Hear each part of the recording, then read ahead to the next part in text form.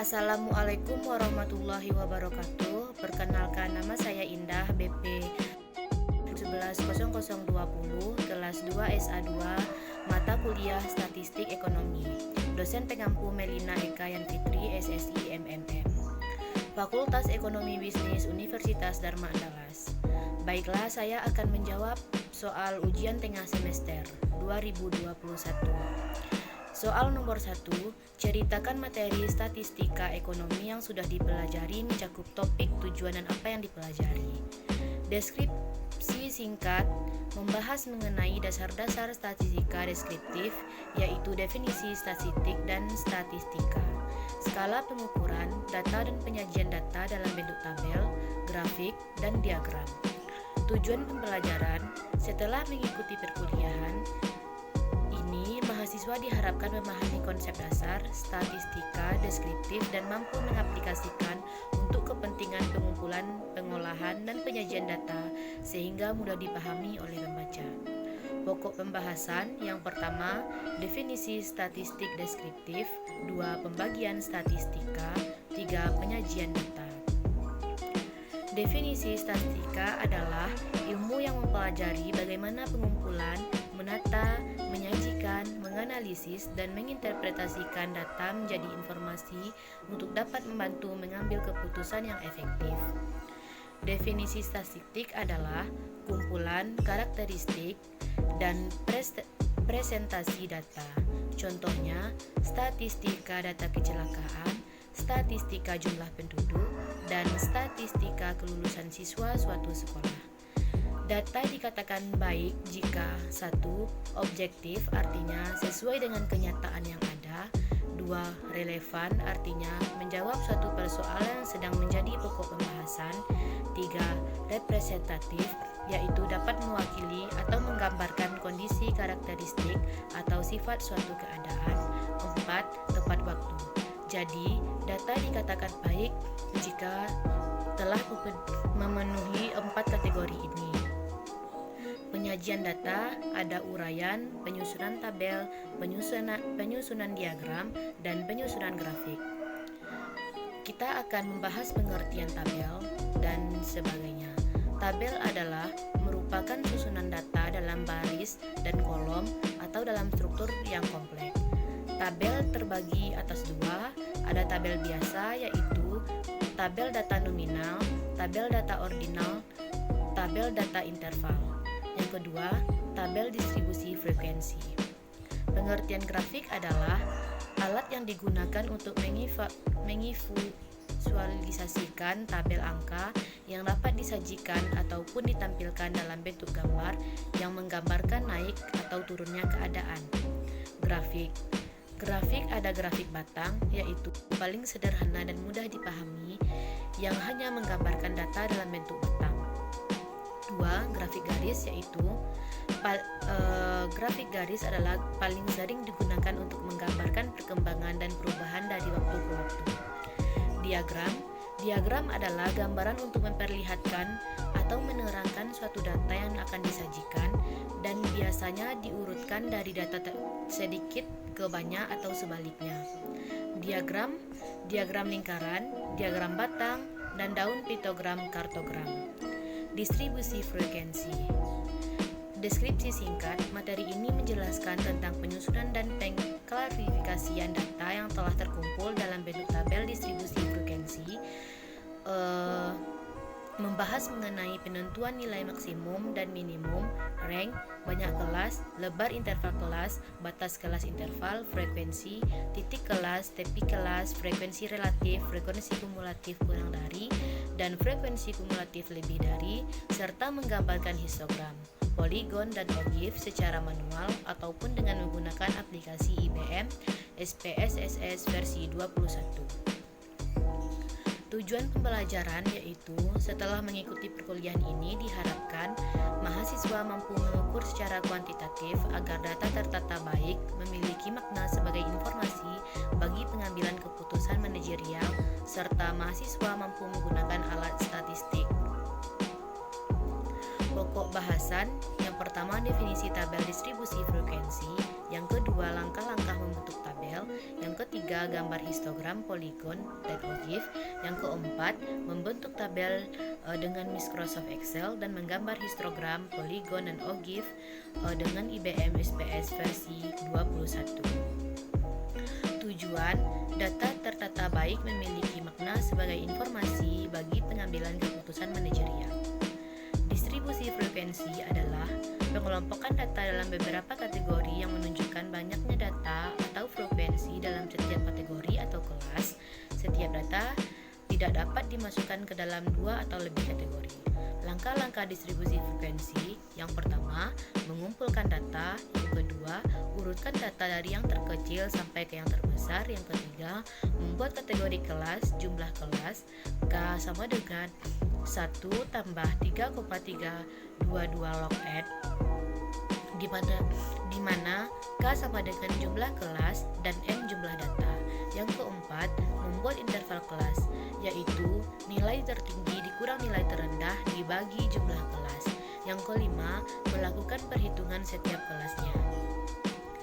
Frekuensi kelas adalah banyaknya data yang berada pada kategori atau selang kelas. Batas kelas yaitu nilai terendah dan tertinggi pada suatu kelas. Batas bawah kelas yaitu nilai terendah pada kelas. Batas atas kelas yaitu nilai tertinggi pada kelas. Dan tepi kelas yaitu nilai batas antar kelas yang memisahkan nilai antara kelas satu dengan satu yang lainnya. Seperti contoh ini. Nilai tengah kelas yaitu nilai letaknya di tengah kelas diperoleh dari batas bawah kelas ditambah batas kelas dibagi 2. Frekuensi relatif adalah frekuensi setiap kelas dibandingkan dengan frekuensi totalnya. Frekuensi kumulatif adalah penjumlahan frekuensi pada setiap kelas, baik meningkat, kurang dari, atau menurun lebih dari. Langkah-langkah membuat histogram dan poligon: yang pertama, pada setiap mendatar yaitu X dan setiap bawah, atas kelas dan titik tengah. 2. Pada sumbu tengah tegak yaitu Y adalah frekuensi dari masing-masing interval kelas. 3. Pokok balok, buat balok dengan lebar sama dengan lebar kelas interval. Yang keempat, dan tinggi balok sesuai dengan frekuensinya. 5.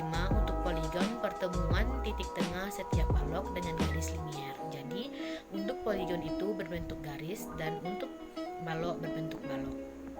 Dengan histogram berbentuk balok, poligon berbentuk garis. Histogram yaitu grafik yang berbentuk balok dengan sumbu horizontal adalah tipe kelas dengan sumbu vertikal adalah frekuensi setiap kelas. Poligon yaitu grafik berbentuk garis dan menghubungkan antara titik tengah kelas dengan jumlah frekuensi pada setiap kelas. Ukuran pemusatan yaitu membahas mengenai ukuran pemusatan secara kuantitatif, yaitu suatu nilai tunggal yang mampu mewakili kumpulan data dalam kondisi tertentu. Dalam materi ini dijelaskan beberapa ukuran pemusatan data untuk data tunggal dan data berkelompok. Tujuan pembelajaran yaitu diharapkan setelah mengikuti materi ini mampu menghitung ukuran pemusatan data, menentukan nilai rata-rata, median, dan modus. Pokok bahasan: yang pertama definisi, yang kedua jenis dan perhitungan ukuran pemusatan data, yang ketiga perhitungan dengan SPSS. Definisi yaitu ukuran nilai pusat merupakan ukuran yang dianggap dapat mewakili data secara keseluruhan. Rata-rata yaitu untuk data sampel maka banyak data adalah N, dan untuk data populasi maka banyak datanya adalah N. Jadi N kecil dan N besar. Median merupakan suatu nilai yang terletak di tengah-tengah sekelompok data setelah data tersebut diurutkan dari terkecil sampai terbesar. Modus yaitu kejadian sering muncul, dengan kata lain data yang paling banyak muncul. Ukuran penyebaran, deskripsi singkatnya, membahas mengenai ukuran penyebaran secara kuantitatif merupakan ukuran yang menyatakan seberapa jauh nilai observasi yang sebenarnya menyimpang atau berbeda dengan nilai sentralnya. Dalam materi ini dijelaskan beberapa ukuran penyebaran data untuk data tunggal dan data berkelompok, dan menghitung ukuran penyebaran dengan menggunakan IBM SPSS versi 21. Tujuan dari pembelajaran ini yaitu diharapkan setelah mengikuti materi ini, mahasiswa mampu menghitung ukuran penyebaran data, menentukan jangkauan, simpangan rata-rata, standar deviasi, variasi, dan koefisien variasi, dan mampu menggunakan alat statistik. Pokok bahasanya yaitu definisi. definisi, yang kedua jenis perhitungan ukuran penyebaran data, yang ketiga perhitungan dengan IBM. Definisi ukuran penyebaran suatu kelompok data terhadap suatu pusat. Jenis-jenisnya: 1. Deskripsi mutlak jangkauan, yaitu rank, simpangan rata-rata, variasi. 2. Deskripsi relatif, koefisien variasi. Yang selanjutnya materi ukuran letak. Deskripsi singkat membahas mengenai ukuran letak secara kuantitatif, yaitu suatu nilai tunggal yang didasarkan atas letak ukuran tersebut dalam suatu bungkusan letak. Ukuran letak yang akan dipelajari adalah kuartil, desil, dan persentil, baik untuk data tunggal ataupun data berkelompok, dengan menggunakan menghitung ukuran letak dengan IBM.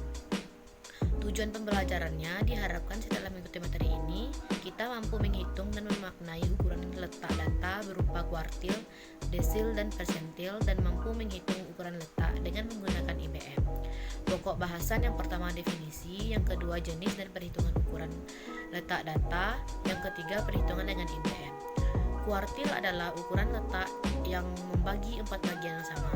Jenis-jenis kuartil ada kuartil bawah, kuartil tengah, dan kuartil atas. Desil adalah ukuran letak yang membagi 10 bagian yang sama. Persentil adalah ukuran letak yang membagi 100 bagian yang sama.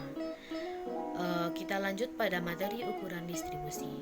Deskripsi singkat yaitu membahas mengenai ukuran distribusi secara kuantitatif, yaitu ukuran keruncingan atau sweetness, dan ukuran kecondongan atau kustosis. Nilai ukuran digunakan untuk menentukan apakah tampilan data berbentuk simetris atau asimetris, dan menghitung nilai ukuran distribusi sweetness dan kurtosis menggunakan IBM. Tujuan pembelajaran yaitu diharapkan setelah mengikuti materi mahasiswa mampu menghitung ukuran distribusi, yaitu ukuran keruncingan kecondongan, yang diharapkan mampu menggunakan aplikasi IBM. Pokok bahasan: yang pertama definisi, yang kedua jenis dan perhitungan ukuran distribusi data, yang ketiga perhitungan dengan SPSS. Ukuran distribusi adalah bentuk distribusi data diukur dengan sweetness dan kurtosis yang menggambarkan apakah bentuknya simetris atau tidak. Apakah distribusi tersebut mendatar atau menggunung. Jenis ukuran distribusi ada sweetness, yaitu kecondongan, kurtosis, yaitu keruncingan. Untuk soal pilihan, saya memilih atau menyelesaikan soal nomor 3.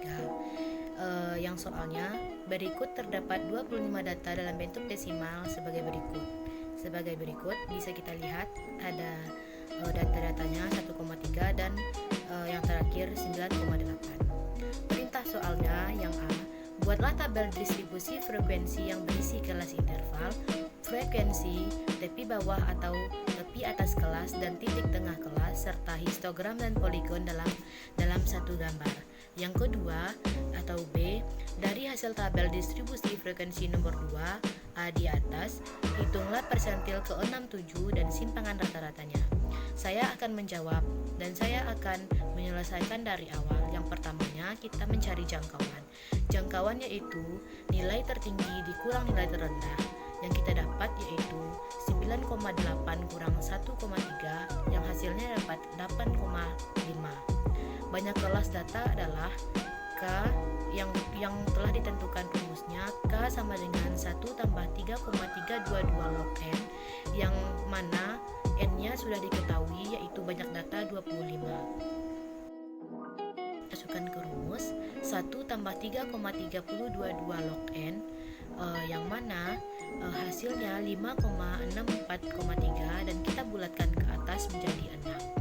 Panjang kelas yaitu jangkauan dibagi banyak kelas yaitu K atau K, sama dengan 8,5 dibagi 6 sama dengan 1,416. Kita bulatkan menjadi 1,5. Untuk mencari tabel distribusi, kita mulai dengan ada tabelnya dimulai dari kelas, interval kelas, frekuensi, tepi bawah, tepi atas, dan titik. Kelas, banyak kelas kita ada 6 dan interval kelas kita 1,3 sampai 2,7. Dan kita hitung banyak datanya atau frekuensinya ada 3.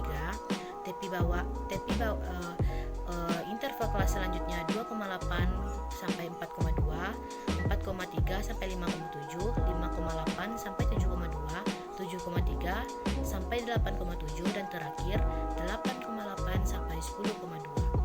Kita hitung berapa banyak datanya. Ada 1,3 sampai 2,7 ada 3, dan 2,8 sampai 4,2 ada 3, 4,3 sampai 5,7 ada 2, 5,8 sampai 7,2 ada 5, 7,3 sampai 8,7 ada 9, 8,8 sampai 10,2 ada 3. Tapi bawah kelas kita dapatkan dari nilai misalnya 1,3 dikurang 0,05 yang dapatnya hasilnya 1,25, dan begitu pun seterusnya. 2,8 tapi bawahnya 2,75, 4,25, 5,75, 7,25, dan 8,75. Tapi atas yaitu nilai interval kelas yang 2,7 ditambah 0,05 yang dapatnya 2,75, 4,25, 5,75, dan seterusnya. Titik tengah yaitu tepi bawah kelas ditambah tepi atas kelas dibagi 2 yang dapatnya nanti ada 2, ada 3,5, 5, 6,5, 8, dan 9,5. Gambar histogram dan poligon seperti ini. Kita buat yang interval kelas dan frekuensinya, lalu yang balok adalah histogram, yang garis adalah poligon. Dari hasil tabel distribusi frekuensi nomor 2A di atas, hitunglah persentil ke-67. Jadi, kita cari dulu interval kelas, frekuensi, dan jumlahnya. Interval kelas dan frekuensinya sama dengan tabel di atas. Saya sekarang menjelaskan tentang di mana dapat jumlah ini. Jumlah ini kita dapat dari frekuensi. 3 yaitu 3, 6 yaitu kita dapat dari frekuensi 3 tambah 3 sama dengan 6. 8 kita dapat dari jumlah frekuensi 3 tambah 3 tambah 2, dan begitu pun seterusnya. Yang terakhir yaitu 25 kita dapat dari 3 tambah 3 tambah 2 tambah 5 tambah 9 tambah 3 yaitu 25. Kita akan mencari persentil. Persentil rumusnya yaitu I sama dengan I per 100 kali N, di mana kita akan memasukkan angkanya.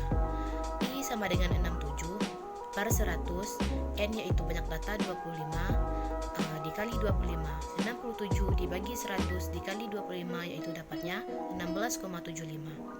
PI sama dengan TB tambah I per 100 kali N kurang FK per FI dikali P. PI sama dengan P67, TB yaitu 7,25, 67 per 100 kali 25 kurang 13 per 9 kali 1,5, yang mana kita akan mendapatkan hasilnya sebagai berikut, yang hasil akhirnya yaitu 7,875. Yang soal selanjutnya, hitunglah simpangan rata-rata. Sebelum kita cari kesimpangan rata-rata, kita cari nilai rata-rata. Seperti tabel, kita akan langsung saja masukkan ke rumus. X sama dengan sigma N FI kali XI, I sama dengan 1 per sigma N FI 1 I sama dengan 1. X sama dengan FI kali XI, yaitu kita jumlahkan semuanya dari tabel berikut ini. Kita jumlahkan,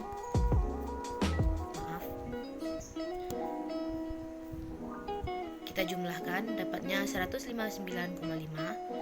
Kita bagi dengan banyak data N yaitu 25, yang hasilnya kita dapat 6,38. Selanjutnya mencari simpangan rata-rata. X nya sudah kita ketahui, sudah kita cari, yaitu 6,38. Yang rumusnya SR sigma N I sama dengan 1 FI kali XI kurang X. SR sama dengan 49,8 per 25. Yang hasil simpangan rata-ratanya yaitu 1,9632. Terima kasih. Sekian penjelasan dan jawaban dari saya. Apabila ada kesalahan dan kejanggalan, saya mohon maaf. Wabillahi taufiq.